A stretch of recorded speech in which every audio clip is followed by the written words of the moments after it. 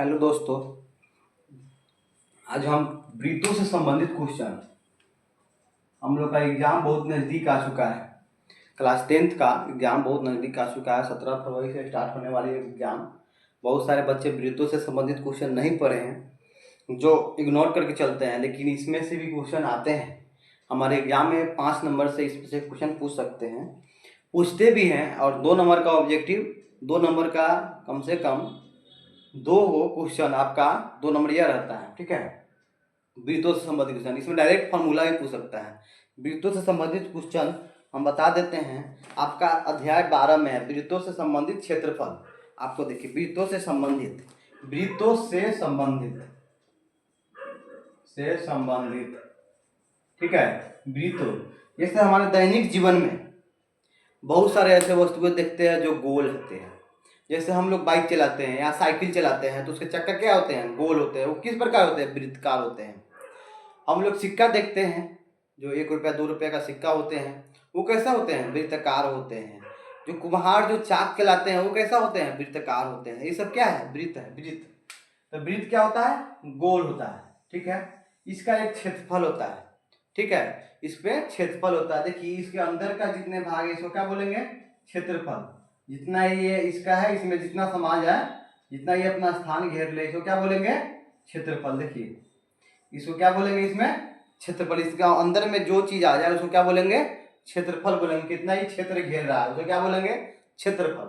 तो देखिए, वृत्त है, वृत्त में एक बीच का केंद्र बिंदु होता है। वृत्त के बीच का केंद्र बिंदु होता है, इसको बोलते हैं केंद्रक। इसको क्या बोलते हैं? केंद्रक। अब वृत्त की एक त्रिज्या होती है।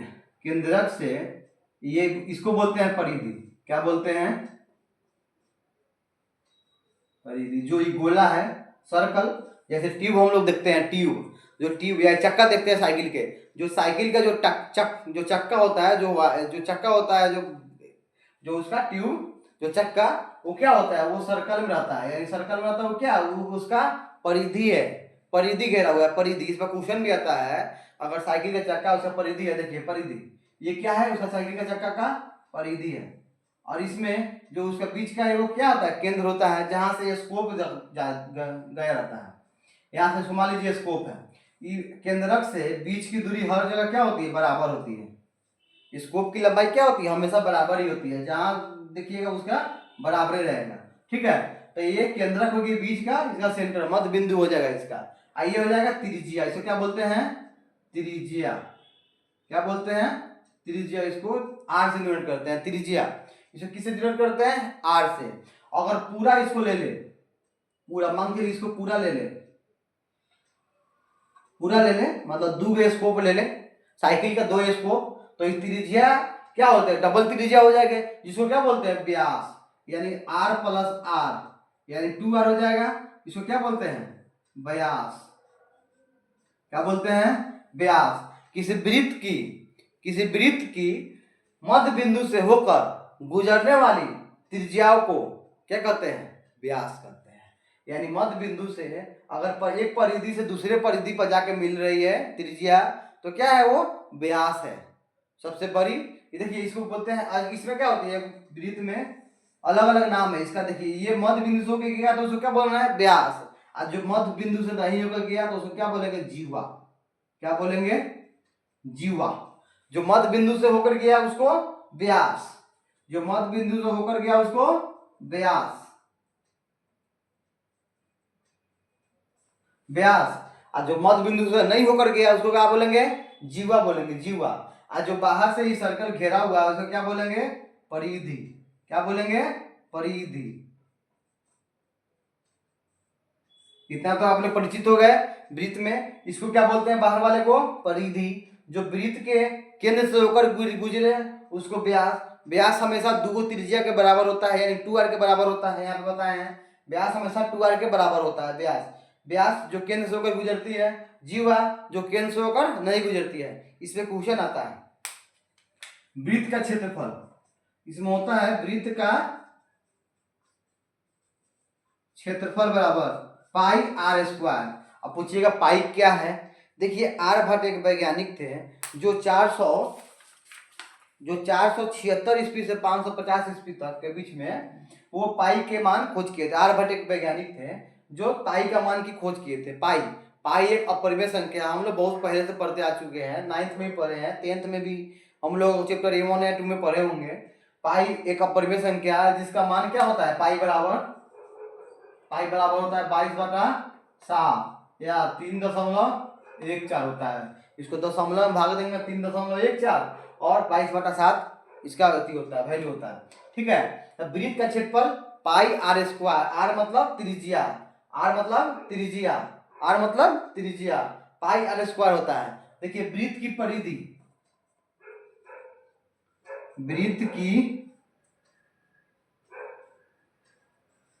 परिधि बराबर 2 पाई आर। परिधि क्या है, ये गोल, वो जो चक्का है गोल उसको क्या बोलते हैं, परिधि।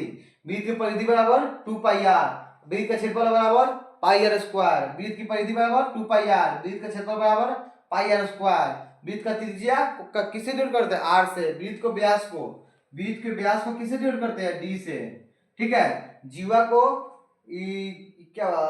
जीवा बोलते हैं। ठीक है, जीवा को जीवा ही बोलते हैं, व्यास को डी से डिवाइड करते हैं और परिधि को परिधि बोलते हैं और आर त्रिज्या को आर से डिवाइड करते हैं। ठीक है, तो वृत्त के परिधि बराबर 2 पाई आर, वृत्त का क्षेत्रफल बराबर पाई आर स्क्वायर, व्यास बराबर डी या इंटू आर, 2 त्रिज्या बराबर 1 व्यास होता है। ठीक है, ये फॉर्मूला है, कुछ 2 फॉर्मूला है, आप लोग इसको नोट कर लीजिएगा। ठीक है, ये वृत्त का क्षेत्रफल बराबर पाई आर स्क्वायर, वृत्त की परिधि बराबर 2 पाई आर, इसका 22/7 पाई का मान होता है 3.14 भी होता है। इस पर कुछ क्वेश्चन दिया हुआ है आपके 12 चैप्टर नंबर 12 में। ठीक है, देखिए एक चैप्टर दिया, क्वेश्चन दिया हुआ है, दो वृत्त की त्रिज्या है क्रमशः 19 सेंटीमीटर और 9 सेंटीमीटर है। दो वृत्त की त्रिज्या है जिसका एक वृत्त का त्रिज्या का मान कैसे मिटाते हैं, इसको नोट कर लीजिएगा। ठीक है, वृत्त का क्षेत्रफल पाई आर स्क्वायर, वृत्त का परिधि 2 पाई आर, इसको मिटाते हैं पहले।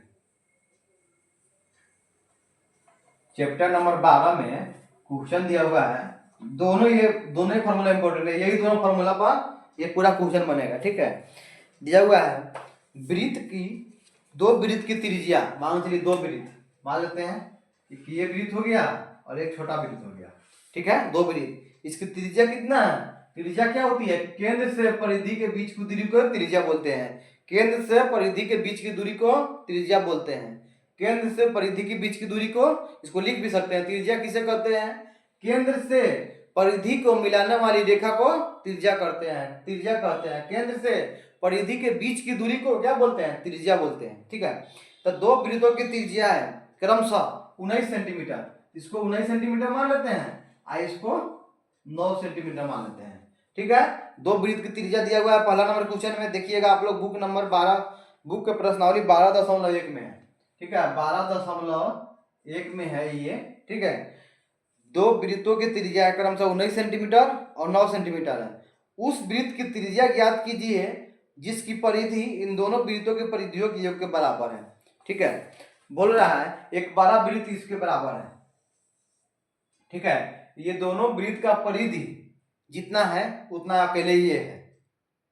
ठीक है, ना इसका त्रिज्या पता है और ना इसका परिधि निकालना ही है और ना इसका क्षेत्रफल पता है। ठीक है, तो इसका परिधि और इसका परिधि जोड़ देंगे तो इसका परिधि के बराबर हो जाएगा।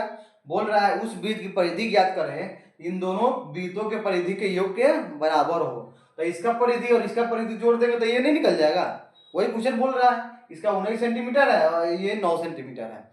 ठीक है, तो दिया गया है कि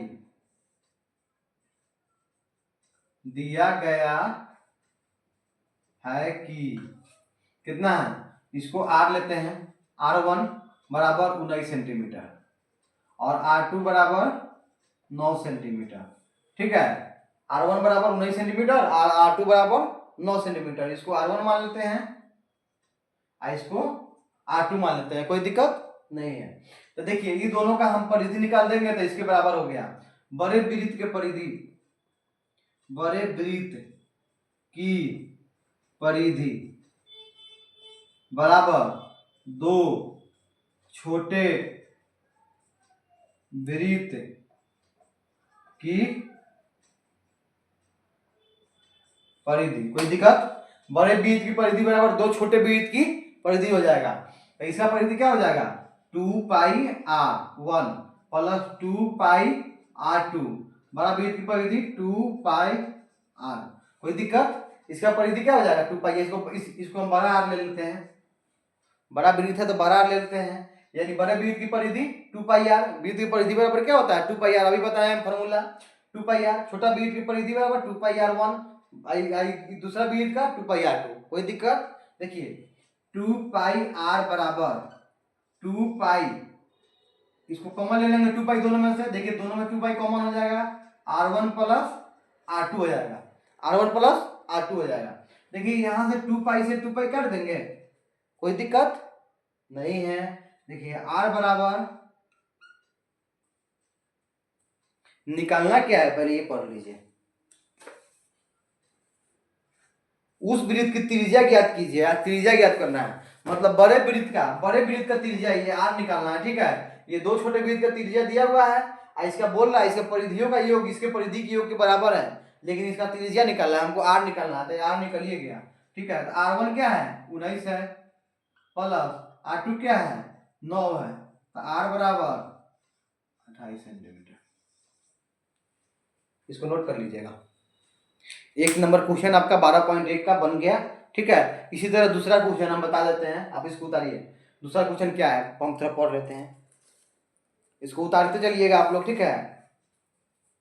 दिखाई दे रहा होगा तो देख लेते हैं।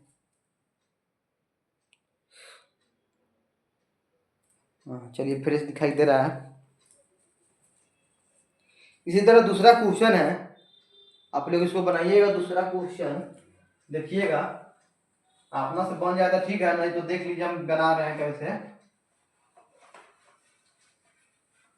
इसको वीडियो को रोक कर इसको उतार सकते हैं। देखिए लिखा गया है दो वृत्त की त्रिज्या है, दो वृत्त की बनाइए, एक वृत्त ये बन गया और एक वृत्त ये बन गया। दो वृत्त की त्रिज्या है क्रमशः 8 सेंटीमीटर और 6 सेंटीमीटर है। इसको ले लेते हैं कितना? 8 सेंटीमीटर। इसको ले लेते हैं कितना? 6 सेंटीमीटर। 10th में ये इस चैप्टर से कम 5 नंबर के क्वेश्चन जरूर आते हैं। 2 या 3 नंबर का आपका डायरेक्ट फॉर्मूला पूछ देगा। वृत्त की परिधि बराबर क्या होता है, ठीक है। दो सकेंद्रीय वृत्त बराबर त्रिज्या दिया हुआ है, उसमें बड़ा वृत्त का पूछ देगा परिधि, ठीक है। तो उसमें आपको निकालने के इसी चैप्टर से आएगा। देखिए इस चैप्टर में देखिए अगला क्वेश्चन ये बता रहा है, सेकेंडरी वृत्त बना के बता रहा है। दिख रहा होगा क्वेश्चन जो गोला ही दिख रहा है, gold, red, blue, black, white. आप लोग बुक खोलिएगा 12.1, तो तीसरा नंबर क्वेश्चन आपको दिख जाएगा। ये बहुत मोस्ट वीवीआई क्वेश्चन है, ये हमेशा पूछता है, ठीक है। आगे आप लोग इसके बाद एग्जाम दीजिएगा, कॉम्पिटिटिव एग्जाम चाहे कुछ भी दीजिएगा तो उसमें पूछेगा, ठीक है। आप इसको ध्यान से देखिएगा। दो वृत्त की त्रिज्या दिया हुआ है, तो हम लिखेंगे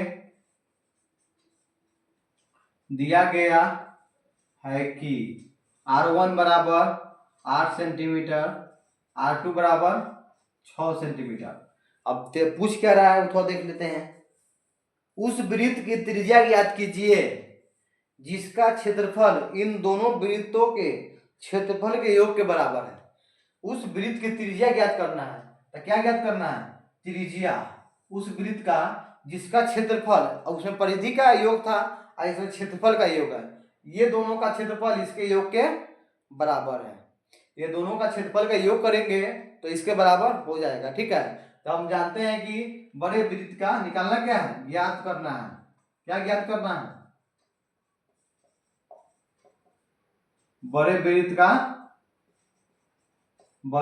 का त्रिज्या मान लेते हैं कैपिटल आर, कोई दिक्कत? बड़े वृत्त की त्रिज्या क्या मान लेते हैं? कैपिटल आर मान लेते हैं, कोई दिक्कत नहीं है। उस वृत्त की त्रिज्या ज्ञात करना है। तो बड़े ज्ञात करना क्या है? बड़े वृत्त की त्रिज्या यानी आर ज्ञात करना है। और क्वेश्चन में बोल रहा है दो छोटे वृत्त के क्षेत्रफल के योग के बराबर है, ठीक है। तो हम लोग यहाँ देख लेंगे क्षेत्रफल के योग के बराबर, ठीक है। हाँ, क्षेत्रफल के योग के बराबर है। और दो छोटे, तब लिखेंगे बड़े वृत्त का बड़े वृत्त का उसी तरह बड़े वृत्त का क्षेत्रफल बराबर 2 छोटे वृत्त का क्षेत्रफल। ठीक है, 2 छोटे वृत्त का क्षेत्रफल, ये 2 छोटा वृत्त है का योग लिख दीजिए, का योग के बराबर है। ठीक है, का योग के बराबर है। बड़े वृत्त का क्षेत्रफल क्या होता है? पाई, वृत्त का क्षेत्रफल, कोई भी वृत्त का क्षेत्रफल क्या होता है? पाई आर स्क्वायर होता है। अब बड़े वृत्त का क्षेत्रफल क्या हो जाएगा? पाई आर स्क्वायर, बड़ा आर हो जाएगा बड़े वृत्त में, यहाँ पे बड़ा आर है। ठीक है, पाई आर स्क्वायर बराबर 2 छोटे वृत्त का क्षेत्रफल, तो पाई r1 का स्क्वायर प्लस पाई r2 का स्क्वायर। ये ज्यादा हार्ड चैप्टर नहीं है। ठीक है, इसमें 2 फॉर्मूला याद कीजिए। ठीक है, पाई आर स्क्वायर और ये 12.1 सिर्फ इस पे बन जाएगा, पाई आर स्क्वायर और 2 पाई आर पे बन जाएगा। इसमें कुछ ज्यादा ऐसी नहीं है। 12.2 थोड़ा है, उसमें त्रिज्यखंड पढ़ना है, वृत्तखंड पढ़ना है, चाप की लंबाई पढ़ना है, थीटा का मान क्या होगा, उस सब उसमें थोड़ा निकलना है। ठीक है, वो थोड़ा भास्ट हो जाता है इससे, और पूछता भी है उस चैप्टर से। ये चैप्टर तो बहुत इजी है, ये हम लोग 9th में भी पढ़े होंगे इस चैप्टर को, जो वृत्त का क्षेत्रफल क्या होता है, वृत्त की परिधि क्या होता है। ठीक है, इसको आराम से आप लोग बना सकते हैं। ठीक है, 2 क्वेश्चन बनाते हैं, उसके बाद आप 3 क्वेश्चन बनाइएगा, नहीं होगा तो कल फिर 3 क्वेश्चन का हम इसका वीडियो डाल देंगे। ठीक है, तो पाई आर स्क्वायर, तो पाई अगर आर स्क्वायर है तो पाई आर स्क्वायर इसे यहाँ से ले लीजिए, यहाँ से पाई कॉमन ले लीजिए, पाई कॉमन हो जाएगा दोनों में से। आर क्या है? 8 है, तो 8 का स्क्वायर हो जाएगा एगो, प्लस आर क्या है? एगो 6 है, तो 6 का स्क्वायर हो जाएगा। कोई दिक्कत? 8 का स्क्वायर 6 का स्क्वायर हो जाएगा, पाई से पाई खत्म हो जाएगा, पाई से पाई खत्म, आर स्क्वायर बराबर, मार्कर थोड़ा कम चल रहा है, आर स्क्वायर बराबर 8 अठाई 64 प्लस 6 1 36, 8 अठाई 64 प्लस 6 1 36, इसका 6 1 36 हो जाएगा, 8 1 64 हो जाएगा, तो आर स्क्वायर बराबर 100 हो जाएगा। आर बराबर कितना हो जाएगा? √100 यानी 10। आंसर, कोई दिक्कत ही नहीं है इसमें। इसका पहले वाला का 28 था, इसे वाला 10 है। ठीक है, इसी तरह बनेगा, मात्र आप इसको 2 फॉर्मूला याद कीजिएगा, पाई आर स्क्वायर और 2 पाई आर, इसको बन जाएगा। ठीक है, और तीसरा और चौथा पांचवा 3 क्वेश्चन हम कल बता देंगे। आप लोग इसको थोड़ा अच्छा से फेयर कर लीजिएगा, एग्जाम के लिए बहुत इंपॉर्टेंट है। बहुत बहुत धन्यवाद, आप लोग वीडियो देख रहे हैं, बहुत अच्छा, आप लोग लाइक भी कर रहे हैं, सब्सक्राइब भी कर रहे हैं। इसी तरह आप लोग आगे हम देखते रहिए, और हम आगे वीडियो डालते रहेंगे इसी तरह। ठीक है, चलिए, बहुत बहुत धन्यवाद।